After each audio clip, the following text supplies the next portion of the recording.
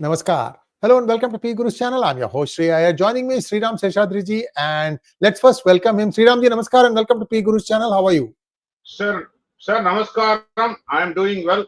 Hope you are also doing well. Namaskaram to all the PGurus viewers. Let's go to our main topic. Sir, yesterday I read the news that Mazagon Docks, which is a PSU, Public Sector Undertaking, has taken a controlling stake in Colombo Dockyard of 51%, which tells you that Mazagon Docks is in the black, very profitable. In fact, they have been servicing some US naval fleet also, and they have been US has been very happy with the way the servicing was done. So there should be more business coming Mazagon Docks way.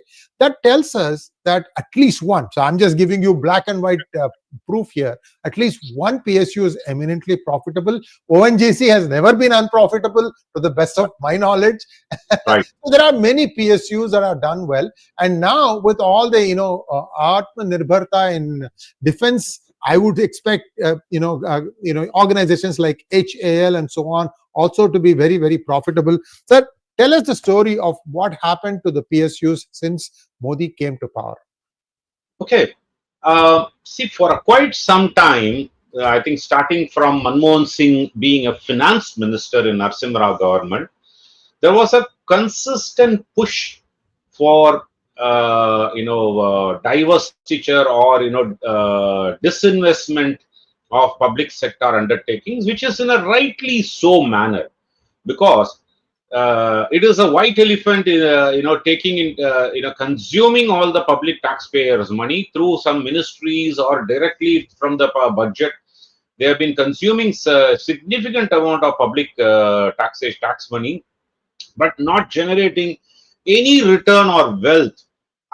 Because when India got independence and then Nehru was a prime minister, there was a need for public sector undertakings to come into play rather than private investments, because we needed an economic growth, and only government could have spent so much of money to create an infrastructure industries. You name, there are hundreds and hundreds of thousands of industries that were created, and that was a need of the hour. But as the economy opened up, as globalization started happening, the public sector undertakings were not competitive. The communists and liberals would argue that it was providing a social welfare measure and it was giving an employment guarantee.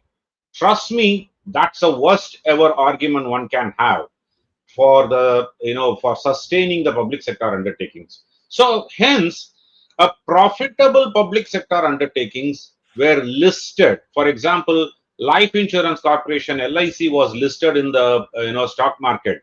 Huge hue and cry happened, saying that Modi is selling to Ambani's and Adani's his the very flourishing public sector undertaking. State Bank of India was listed in stock exchange, but that government did not lose its control over State Bank of India even today.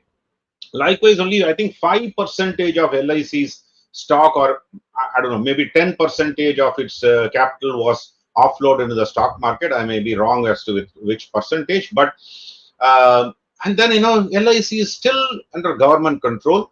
The social insurance policies are there. So the narrative that was being set from 2014 was Modi trying to close all the public sector undertakings and then disinvest public sector undertakings for the benefit of Ambani's and Adani's. This is the narrative that is being said.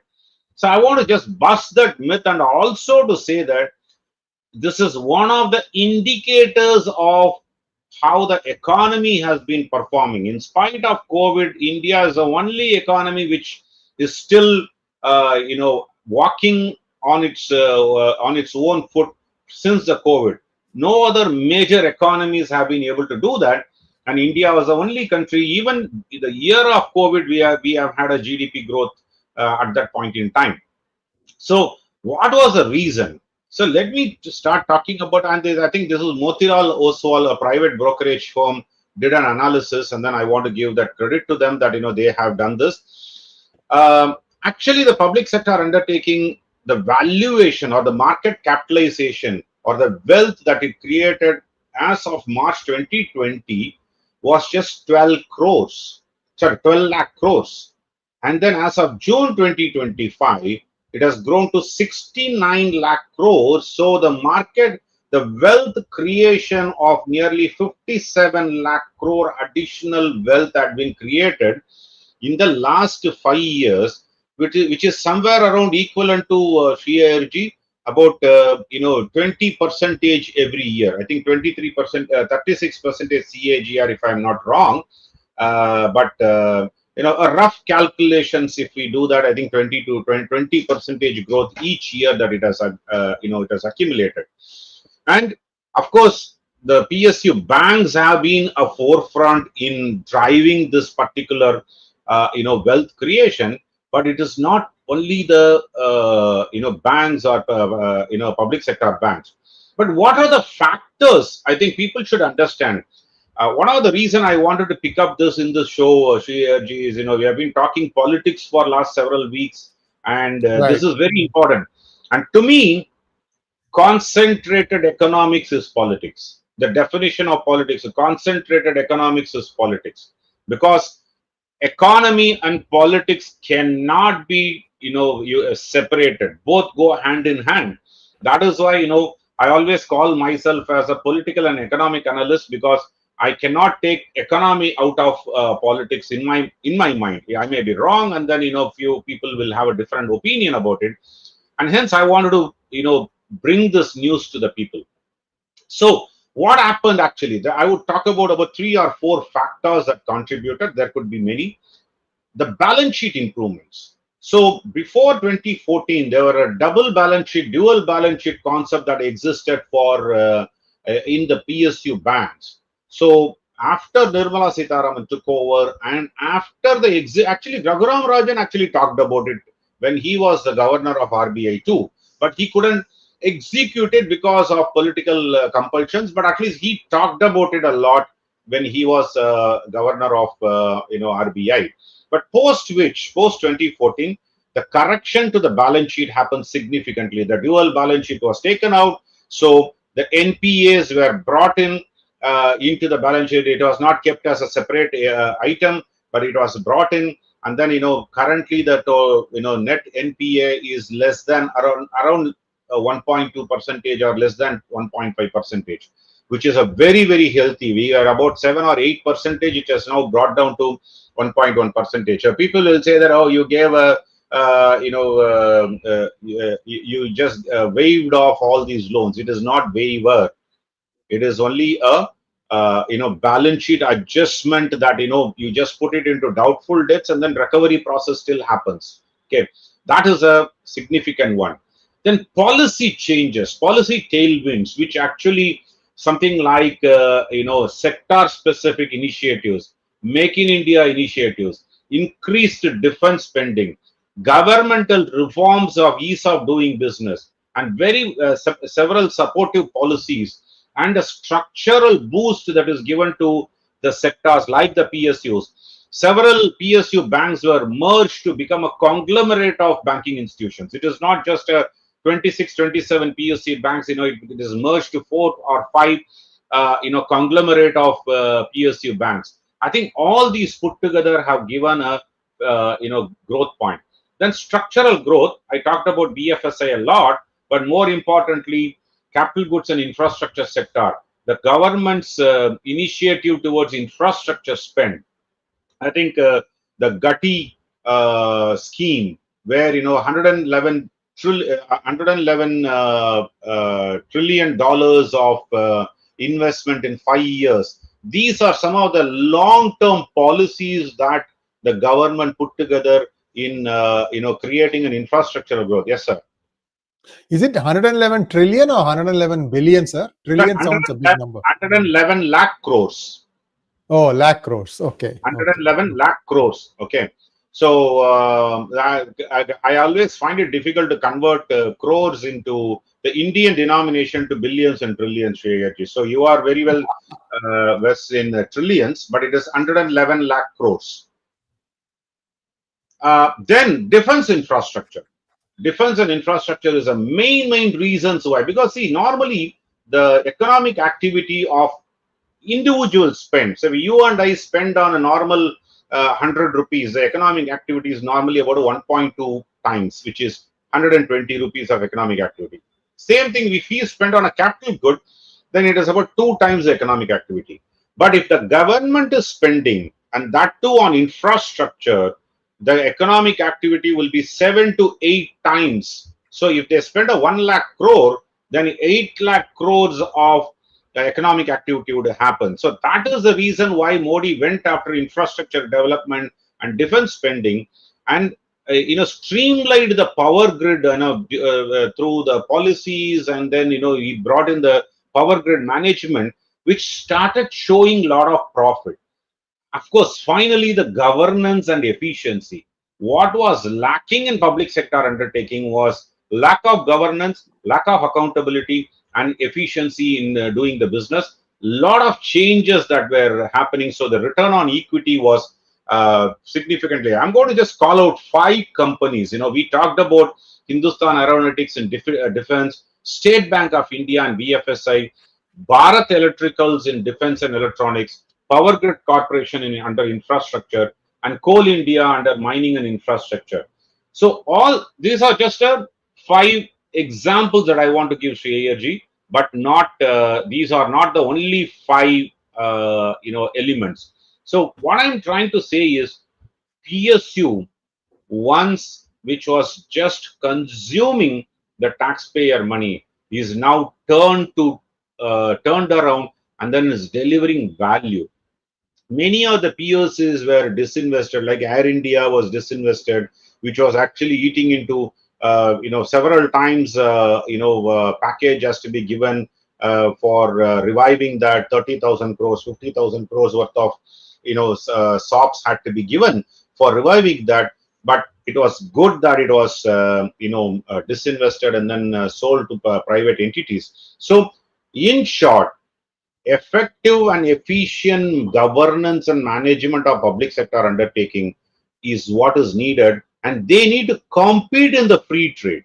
You cannot say that I'll have a separate rules for the public sector undertakings and for a private. So I think when making the public sector undertakings to do a compete in the world is very important, and that is showing the results. From 2014 onwards, some of the structural reforms that have been done, and I'm just comparing. But if I compare the value of it in 2009, Sree Iyerji, the growth would have been, it was a negative wealth that it was creating. And that's why I want to do a positive wealth of 12 lakh crores in 2020 to a 69 lakh crore wealth created in 2025. So I don't want to go decades earlier and then say that, from a negative 50% to positive 20%, right, like our story. So I think government has done a right thing with respect to PSUs. This is one of the major success stories to be talked about for a 11-year Modi government, and why this government should continue is one such reason is this. Thank you so much, sir. And we will be covering this more. See, one of the problems, whether it is internal or external, is communication, being able to, articulate your achievements and be, see, it's so easy, and I don't know why Modi doesn't want to do it. Have a presser every day. Have a really good articulate person to give the data. I mean, there was Syed 𝗥𝗘𝗙𝗿 IFS, fantastic, when he was doing MEF, briefing. Have him do it in English and then Hindi. This is the other thing that, we have to have it in Hindi. See, some of the people are pretty good. It is what you know in your brain that matters. And why can't they do it every day? Just like the White House does it in the United States. We did this, we did this, we did this. And that actually starts driving the news cycles also. Absolutely. And newspapers and, sir. In fact, while I was talking about it, while I was preparing some data about it, another thing that caught my eye, so I didn't want to be dwelling this into an economic discussion, Sree Iyerji. I want to just leave a thought. Our current account normally used to be in deficit, is in surplus. 13.5 billion surplus January-March quarter, and probably the entire year put together, it is about 4.6 billion surplus in the entire financial year put together, right? I think, like rightly said, lot of right messages are, because many a times the opposition goes on saying some issues. Yes, there are issues. In a macro economy, you cannot have a perfect macroeconomic situation in any country for that matter. There are going to be issues. There are going to be flaws, and there are going to be some negative things. But you need to look at it in a holistic way. Okay, it is like 5-6 blind people going and defining an elephant. You cannot just pick one and then say that define an economy. So I think that is where the opposition is rightly doing so, because they want to pick up what is a flaw of the government and then they point it out. But what is the ruling disposition is doing? They need to put the narrative back, saying that here are the positive side of things. I think that's what we are missing here. Thank you so much, sir. Now let's take a look at this. This is again something Urtu we call in Tamil, which is like I don't know, false fake narratives that comes out saying that ADMK and BJP alliance is going to break any day now, and Edappadi doesn't come out and say no, and everybody is looking at Amit Shah and say, is that so? So tell us what is going on. What did Amit Shah have to say? Sir, what happened? There was a email question answer that was given to two Tamil dailies, Dinamalar and Dinatandi, which is a daily Tandi. DT Next is their English version of it. Dinatandi is their Tamil version of it. So there were about 12 to 15 questions for which Amit Shah responded. Okay. Whether these questions were prepared by Amit Shah himself and the answers also were prepared by him, or it was a question prepared by the media and then sent it to him and then he responded. We are only the media can come out clean on that. But Dinamalar carried a news of out of the 12 to 14 questions, there's only one question about the alliance. Okay, not even alliance, because it was a leading question from about illegal immigrants in Tamil Nadu. Amit Shah said that when we form the government, we will eradicate eliminate all the illegal immigrants living in Tamil Nadu. Okay, that's a very I have a different opinion about it. We'll cover that if we have time. But then the question was, you had talked about what does that mean? So he said that in 2026, Tamil Nadu, NDA will form the government and BJP will be part of that government. Okay, it's a very open-ended motherhood statement. One can take it as part of the government means I will be in the ministry also. One could take it as, one could interpret it as without BJP, the government cannot be formed. Okay, I take the second view. Okay, first view also is right. I'm not saying that. Because in my current opinion, as of today, when you're talking about, almost, 28th of June, the current situation is neither DMK nor ADMK on their own will cross 118 seats in 2026 election. Both of them will be falling short of. I'm not talking about DMK alliance. I'm not talking about ADMK alliance. I'm saying party as a DMK as a party, ADMK as a party, in whatever alliance formation they are in, independently, neither of this party are going to cross 118, which is 117 is a halfway mark. You need one more seat for, absolute majority of yourself. So neither of them are going to get it. 10 months down the line, if the election happens in May 2026, anything can happen. This will change, and then one of them may come very close, but I doubt it. So it has to be a coalition government at this point in time. Even DMK has to go for a coalition government. I think that's a reality. So Amit Shah, that is why I said BJP will, NDA will form the government and BJP will part of the government. It could be an external support that they can give and then not be part of the ministry, or they can demand the ministry. Nothing wrong in demanding a ministry when the government is going to survive only because of BJP. So if BJP has to support, and then one needs to form the government, naturally it is they need to demand a share of the pie. Unlike Congress, which refused to do that in 2006 when DMK was a minority government, because in center UPA was at the mercy of DMK, and hence Congress could not pressurize, in spite of Congress demanding, several Congress, Tamil Nadu Congress leaders requesting the central leadership for demanding certain ministerial berth. Of course, Karunanidhi refused, that blatantly, because he knew he had a negotiation leverage in his hands. So today, same thing cannot be said by Stalin, because central government is not dependent. If DMK wins, the combined wins 2026 election, he had to allow coalition partners to be part of the government. Otherwise, they can switch their sides very easily. Likewise, if ADMK alliance wins the election in 2026, they have to give a ministerial berth to the alliance partners. How many is a different question, because all you need is a magic number to be crossed, and then you take only them and then give them the ministerial berth. So that is what is said. And then DT Next published, which Dinamalar did not, was DT Next asked the question, who is going to be the chief minister? So to which Amit Shah responded very clearly, we are contesting the election under the leadership of ADMK, and the CM will be from ADMK. And this is how the DMK and DMK supported media is creating a narrative. Amit Shah is not in favor of Edappadi as a chief ministerial candidate.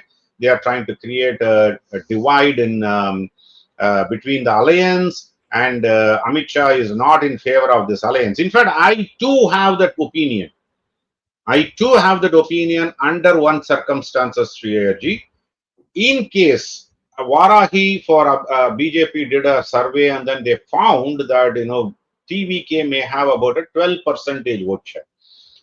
Okay, in 2024, BJP got 11.8%, but in assembly election, my assessment at this point in time is anywhere between 5 to 6% vote share contribution to the alliance.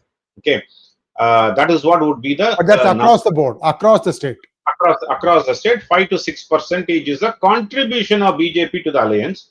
So if TVK is going to come with a 12%, even assuming 50% of the 12%, 6%, and it is going to give a positive narrative, then BJP on its own can withdraw from the alliance, allow TVK to be part of the ADMK. Of course, the best thing would be to bring TVK also into this alliance so that it becomes a mega alliance.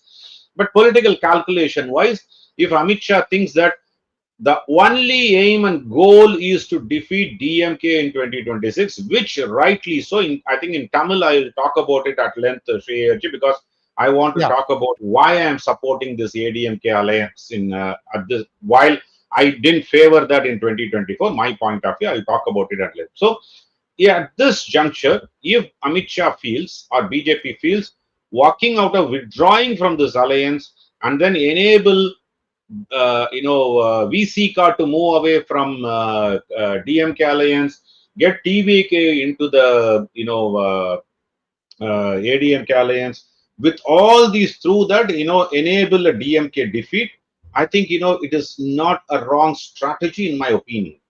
One can do that, or bring TVK also into the alliance, which will be a mega alliance. So that is what he had contributed. He has said that we are working on it, and then TVK, we will know more about it in months to come.